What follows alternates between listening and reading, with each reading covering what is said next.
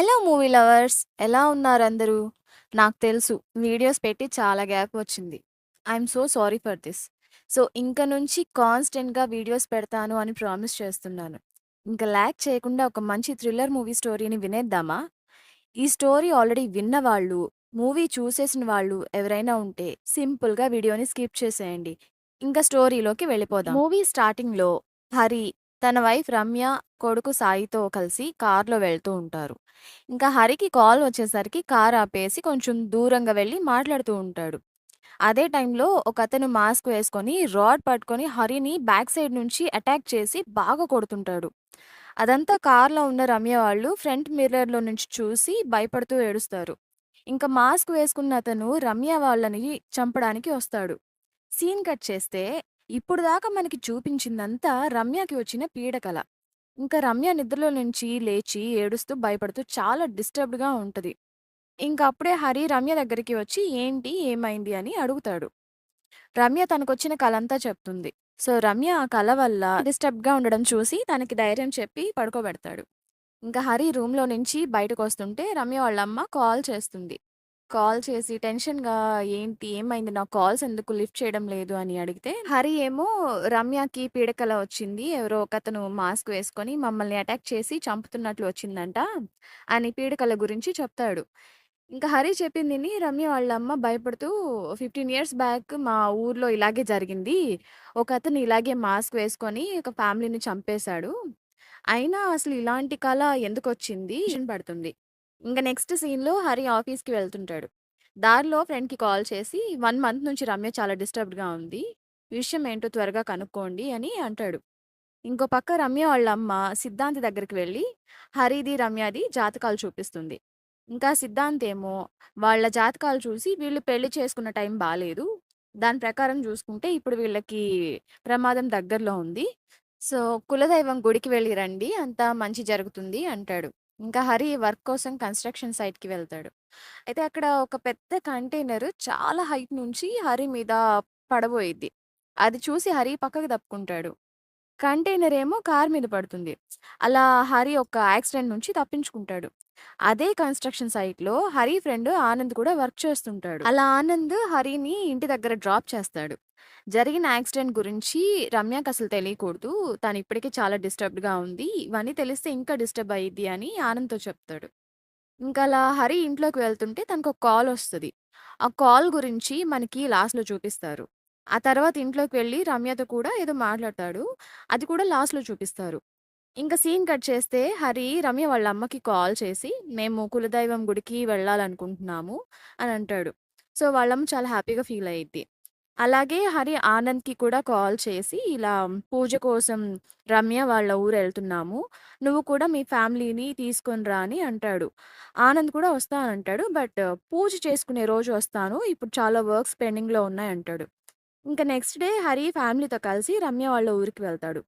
ఇక్కడ ఇంకో విషయం ఏంటంటే, రమ్య వాళ్ళ నాన్న ఒక రిటైర్డ్ డీఎస్‌పీ. పేరు రఘురామ్. రఘురామ్‌కి ఇష్టం లేకుండా రమ్య హరిని మ్యారేజ్ చేసుకుంటది. అందుకని అప్పటినుంచి రఘురామ్ వాళ్ళతో మాట్లాడడం మానేస్తాడు.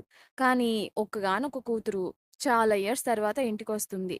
పైగా మనవడు కూడా ఉన్నాడు. ఇంకెంతకాలం ఈ పంతం అని కాంప్రమైజ్ అయ్యి అల్లుడికి సారీ చెప్పి మాట్లాడతాడు.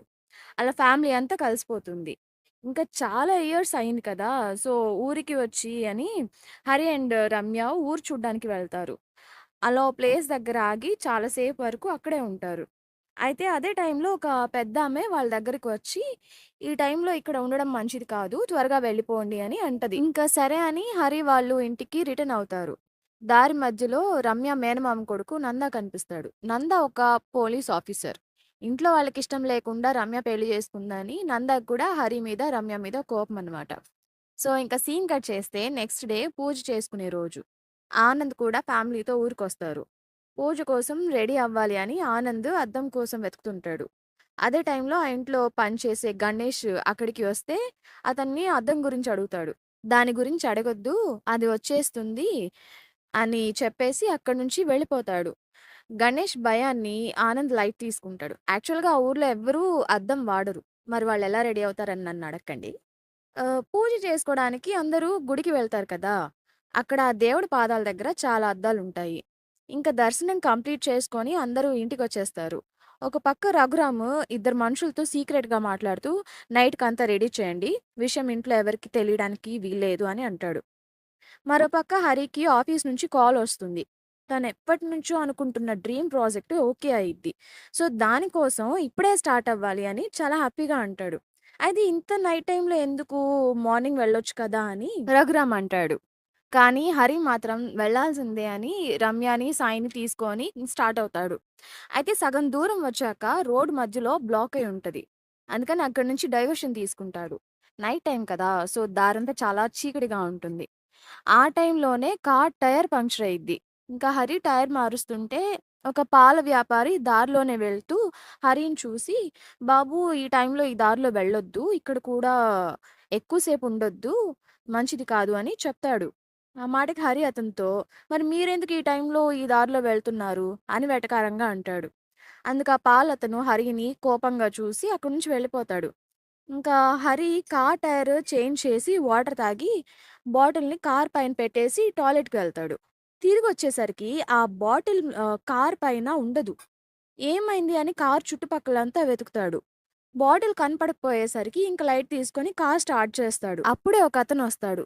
మొహానికి కవరు, చేతులకి, కాళ్ళకి గడ్డి, అచ్చం దిష్టి బొమ్మలాగా వేషం వేసుకొని కార్ పైకి వచ్చి అటాక్ చేస్తాడు. కార్ ఫ్రంట్ గ్లాస్‌ని పగలగొట్టేసి అక్కడి నుంచి వెళ్ళిపోతాడు. ఇదంతా చూస్తున్న రమ్య అండ్ సాయి బాగా భయపడిపోతారు. అసలు ఆ పర్సన్ ఎవరు? ఎందుకు అటాక్ చేశాడు అని హరి అతన్ని ఫాలో అవుతాడు. కానీ ఎంత దూరం వెళ్ళినా అతను కనపడకపోయేసరికి రిటర్న్ వచ్చేస్తాడు. కార్‌లో రమ్య, సాయి ఇద్దరూ అన్‌కాన్షియస్‌లో ఉంటారు. ఏమైందని కార్ డోర్ ఓపెన్ చేద్దామని చూస్తే ఓపెన్ అవ్వదు. డోర్స్ లాక్ అయి ఉంటాయి. ఆ డోర్స్ ఓపెన్ చేయడానికి చాలా ట్రై చేస్తాడు కానీ కార్ మీద ఏదో ఆయిల్ ఉంటుంది. ఏంటని స్మెల్ చూస్తే అది పెట్రోల్. ఇంక బ్యాక్ సైడ్ నుంచి గాల్లో ఫైర్ బాటిల్స్ వస్తాయి. కార్‌ని తగలబెట్టడానికి. పాపం హరి కార్ మీద ఒక్క ఫైర్ బాటిల్ కూడా పడకుండా చూసుకుంటాడు. ఇంకా ఆ దిష్టి బొమ్మ పర్సన్ ఫైర్ బాటిల్ తీసుకొని కార్‌ని తగలబెట్టాలని చూస్తాడు. కానీ హరి ఆ పర్సన్‌తో ఫైట్ చేస్తాడు. ఇంక లాభం లేదని ఆ పర్సన్ కార్ తీసుకొని వెళ్ళిపోతాడు. హరి కాన్షియస్‌లోకి వస్తాడు. అప్పుడు రమ్య, సాయి కోసం వెతుకుతాడు. అయితే హరికి కార్ కనిపిస్తుంది. వెళ్లి చూస్తే కార్‌లో ఎవరూ ఉండరు. కానీ కార్ డిక్కీ నుండి సౌండ్ వస్తది.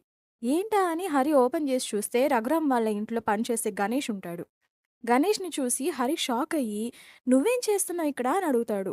అయితే గణేష్ ఏమో, "అద్దం గురించి అడగొద్దు అని అన్నాను కదా! ఇప్పుడది వచ్చేసింది" అని భయపడుతూ అక్కడి నుంచి వెళ్ళిపోతాడు. అలా గణేష్ వెనకాల హరి వెళ్తాడు.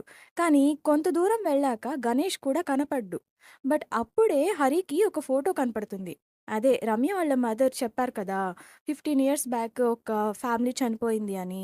వాళ్ళ ఫ్యామిలీ ఫోటో అది. అది చూసాక హరికి అక్కడ అసలు ఏం జరుగుతుందో ఏం అర్థం కాదు. సో, యాక్చువల్‌గా 15 ఇయర్స్ బ్యాక్ ఒక అంబాసిడర్ కార్‌లో వెళ్తున్న ఫ్యామిలీని మాస్క్ వేసుకున్న అతను చంపేస్తాడు. అది చూసిన పాల వ్యాపారిని కూడా చంపేస్తాడు. సో, వాళ్ళు ఆత్మలుగా అక్కడే తిరుగుతున్నారని అప్పటినుంచి నైట్ టైమ్‌లో ఆ దారిలో ఎవరు వెళ్లరు. ఈ ఫ్లాష్ బ్యాక్‌ని మనకి చూపించరు కానీ ఒక వాయిస్ ఓవర్ ద్వారా మనకి చెప్తారు. ఇంకలా హరి రమ్యని, సాయిని వెతుకుతూ ఉంటాడు. అప్పుడే హరికి సాయి వాయిస్ వినిపిస్తుంది. ఎక్కడా అని వెతికి చూస్తే ఒక టవర్ పైనుంటాడు. ఇంక సాయిని మెల్లిగా కిందకి తీసుకొస్తాడు. అలా కొంచెం దూరం వెళ్ళాక రమ్య వాయిస్ కూడా వినిపిస్తది. ఎక్కడుందా అని వెళ్లి చూస్తే ఒక చెట్టుకి ఒక అమ్మాయి హ్యాంగ్ చేసుకుంటుంది. తను రమ్య ఏమో అని దగ్గరికెళ్లి సేవ్ చేయాలని చూస్తాడు కానీ ఫేస్ చూస్తే అదొక దెయ్యం. ఆ పైనే దిష్టి బొమ్మ పర్సన్ కూడా కూర్చొనుంటాడు. ఇంకక్కడి నుంచి హరి, సాయి ఇద్దరు పారిపోతూ ఉంటే వాళ్ళ కార్ కనిపిస్తది. అందులో రమ్య అన్‌కాన్షియస్‌గా పడుంటది. తన ఫేస్ మీద ఎంత వాటర్ కొట్టినా లేవదు. ఇంక పక్కనే పాల వ్యాపారి చనిపోయిన పోస్టర్ కూడా కనిపిస్తది. అది కూడా 15 ఇయర్స్ బ్యాక్ చనిపోయిన పర్సన్ అని షాకవుతాడు. అదే టైంలో రఘురామ్ హరికి కాల్ చేస్తాడు. హరి కాల్ లిఫ్ట్ చేసి, "మావయ్య ఇక్కడ ఎవరో మమ్మల్ని వెంటాడుతున్నారు. చనిపోయిన వాళ్ళు ఆత్మల్లా వస్తున్నారు" అని అంటాడు. సడెన్‌గా కాల్ కట్ అయ్యిద్ది. అప్పుడే అక్కడికి ఆడదెయ్యం, దిష్టి బొమ్మ పర్సన్ వచ్చి హరి ఫేస్‌కి మాస్క్ వేసి చంపాలనుకుంటారు. సడెన్‌గా రమ్య వెనక నుంచొచ్చి ఆ దిష్టిబొమ్మ అతన్ని తల మీద కొట్టి హరిని సేవ్ చేసి హరి, సాయి, రమ్య అందరూ కారెక్కేస్తారు. ఇంకా హరి కార్ డ్రైవ్ చేస్తుంటే దారి మధ్యలో దిష్టిబొమ్మ పర్సన్, ఆడదెయ్యం, పాల వ్యాపారి ముగ్గురు నిలబడతారు. ఇంకా హరి వాళ్ళని చూసి కార్ రివర్స్ చేద్దాం అనుకుంటాడు. ఈలోపు దిష్టిబొమ్మ పర్సన్ వచ్చి కారు ఫ్రంట్ గ్లాస్‌ని పగలగొడతాడు.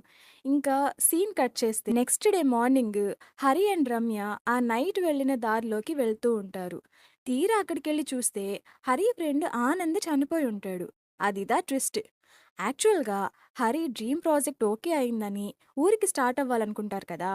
అప్పుడు ఆనంద్ వచ్చి "రాక రాక ఊరికొచ్చావు. నువ్విక్కడే ఉండి ఫ్యామిలీతో టైమ్ స్పెండ్ చెయ్యి. మేం వెళ్తాంలే" అని స్టార్ట్ అవుతారు. అలా ఆనంద్ ఫ్యామిలీ స్టార్ట్ అవ్వడం, రోడ్ బ్లాక్, ఫైర్ బాటిల్స్ అన్నీ హరి వాళ్ళకి జరిగినవన్నీ నిజానికి ఆనంద్ ఫ్యామిలీకి జరుగుతాయి. ఇంకా రఘురామ్ హరికి కాల్ చేస్తాడు మధ్యలో గుర్తుందా? యాక్చువల్‌గా అక్కడ ఆనంద్‌కి హరి కాల్ చేస్తాడు. ఇక్కడ ఇంకో ట్విస్ట్ ఏంటంటే ఆనంద్ కార్ రివర్స్ చేసేటప్పుడు దిష్టిబొమ్మ పర్సన్ కారు ఫ్రంట్ గ్లాస్‌ని పగలగొడతాడు అని చెప్పాను కదా! అప్పుడు ఆ పర్సన్ ఆనంద్‌ని బయటికి లాగి బాగా కొడుతుంటాడు. అప్పుడే ఆనంద్ వాళ్ళ వైఫ్ వచ్చి ఆ పర్సన్‌కి ఉన్న ఫేస్ మాస్క్ తీసి చూస్తే అతను హరియే. హరియే ఆనంద్‌ని చంపాలనుకుంటాడు. హరిని చూసి ఆనంద్ వైఫ్ షాక్ అవుతుంది. సో, ఫ్లాష్ బ్యాక్‌లోకి వెళ్తే రమ్యకి ఒక స్ట్రేంజర్ కాల్ చేసి ఏదో విషయం గురించి బాగా బ్లాక్‌మెయిల్ చేస్తాడు. సో, అందువల్ల రమ్య డిప్రెషన్‌లోకి వెళ్ళిపోవడం, పీడకలలు వచ్చి డిస్టర్బ్ అవ్వడం అలా ఉంటుంది. అందుకని హరి ఆ స్ట్రేంజర్ నంబర్ తీసుకొని ఒక హ్యాకర్‌కి ఇచ్చి డీటెయిల్స్ తీసుకోమంటాడు. ఇంకా హరి కన్‌స్ట్రక్షన్ సైట్‌లో యాక్సిడెంట్ అయ్యాక ఇంటికి వెళ్తుంటే ఒక కాల్ వస్తది కదా! అది ఆ హ్యాకర్ చేస్తాడు. కాల్ చేసి రమ్యని బ్లాక్‌మెయిల్ చేస్తున్న స్ట్రేంజర్ ఎవరో కాదు, మీ ఫ్రెండ్ ఆనంద్. తన ఐఎంఈఐ నంబర్ ద్వారా తనని ట్రేస్ చేస్తే కన్‌స్ట్రక్షన్ సైట్‌లో ఫోన్ ఆన్ అయింది. ఇంకా ఆ ఫోన్ నుండి కొన్ని వీడియోస్ అండ్ కాల్ రికార్డ్స్ అన్నీ కలెక్ట్ చేసి మీకు పంపించాను చూడండి అని చెప్తాడు. నిజానికి హరి ఇంట్లో లేని టైంలో ఒక పర్సన్ ఫేస్‌కి మాస్క్ వేసుకొని రమ్యని రేప్ చేస్తాడు. అదంతా ఆ పర్సన్ వీడియో కూడా తీస్తాడు. ఆ వీడియో లాస్ట్‌లో ఆ పర్సన్ ఫేస్ మాస్క్ తీస్తాడు. ఆ పర్సనే ఆనంద్. ఇంకా కాల్ రికార్డింగ్స్‌లో కూడా ఆనంద్ కన్‌స్ట్రక్షన్ సైట్‌లో కంటైనర్ మీద పడి హరి చనిపోవాలి అని ప్లాన్ చేసి చెప్పేది రికార్డ్ అయి ఉంటుంది. ఇవన్నీ తెలుసుకున్న హరికి ఆనంద్ మీద చాలా కోపమొస్తది. ఫ్రెండ్ అని నమ్మితే ఇంత నమ్మక ద్రోహం చేశాడని చాలా బాధపడతాడు. అలాగే ఆ వీడియోస్‌ని, రికార్డింగ్స్‌ని రమ్యకు కూడా చూపిస్తాడు. తనని రేప్ చేసింది ఆనంద్ అని ఇంకా డిప్రెషన్‌లోకి వెళ్ళి బాగా సఫర్ అవ్వడానికి రీజన్ కూడా ఆనంద్ అని తెలుసుకొని రమ్య చాలా ఏడుస్తుంది. యాక్చువల్‌గా రమ్య ఆనంద్‌ని ఒక సొంత బ్రదర్ లాగా అనుకుంటది. కానీ ఆనంద్ మాత్రం రమ్యకి తెలియకుండా రమ్య వీడియోస్‌ని రికార్డ్ చేసి పైశాచిక ఆనందాన్ని ఫీల్ అవుతుంటాడు. సో, రమ్యకి ఇలా జరగడానికి రీజన్ ఆనంద్ అని తెలిసాక తన మీద రివెంజ్ తీర్చుకోవాలని హరి అండ్ రమ్య ఇద్దరు ప్లాన్ చేస్తారు. అలా ప్లాన్ చేసి ఆనంద్ వాళ్ళని ఊరికి రమ్మని పిలుస్తారు. ఇంకా ఆనంద్‌కి సంబంధించిన వీడియోస్ అండ్ కాల్ రికార్డింగ్స్ కూడా ఆనంద్ వైఫ్‌కి చూపిస్తారు. అలా ఆనంద్ వైఫ్ కూడా హరి అండ్ రమ్య వాళ్ళకి సపోర్ట్ చేయడంతో రమ్య యాసిడ్ బాటిల్ తీసుకొని ఆనంద్ ఫేస్ మీద వేస్తుంది. ఇంకా ఈ ప్లాన్‌లో రఘురామ్ హ్యాండ్ కూడా ఉంటుంది. ఆనంద్ గురించి హరి అండ్ రమ్య ఇద్దరూ రఘురామ్‌కి చెప్పేస్తారు. కూతురికి ఇంత అన్యాయం జరిగితే ఏ తండ్రి మాత్రం ఊరుకుంటాడు? అందుకే హరి, రమ్య ప్లాన్‌లో ఉన్న పాల వ్యాపారి, ఆడదెయ్యాన్ని రఘురామే సెట్ చేస్తాడు. ఇంకా ప్రెజెంట్‌లో ఆనంద్ బాడీ దగ్గరికి ఇన్స్‌పెక్టర్ నందా వస్తాడు. అదే రమ్య మేనమామ కొడుకు. అయితే ఆనంద్ ఎలా చనిపోయాడు అని ఆనంద్ వైఫ్‌ని అడిగితే తనకు కాల్ రికార్డింగ్ వినిపిస్తుంది. అందులో హరి కాల్ చేస్తే మమ్మల్ని ఎవరో వెంటాడుతున్నారు. చనిపోయిన వాళ్ళు ఆత్మలుగా వచ్చారు అని ఆనంద్ అంటాడు. సో, ఆ రికార్డింగ్ ద్వారా ఆనంద్‌ని ఆత్మలే చంపాయని అనుకుంటారు. పైగా ఆ ప్లేస్‌కి 15 ఇయర్స్ హారిబుల్ ఫ్లాష్ బ్యాక్ ఉండడంతో ఆనంద్‌ని ఆత్మలే చంపాయని అందరూ గట్టిగా ఫిక్స్ అవుతారు. కానీ నందాకి మాత్రం హరి మీద డౌట్‌గా ఉంటుంది. హరియే ఆనంద్‌ని చంపాడు అని. కానీ హరియే చంపినట్టు ఎలాంటి ప్రూఫ్స్ లేకపోవడంతో నందా హరిని ఏమీ చేయలేకపోతాడు. సో, మూవీ అలా ఎండ్ అయిపోతుంది.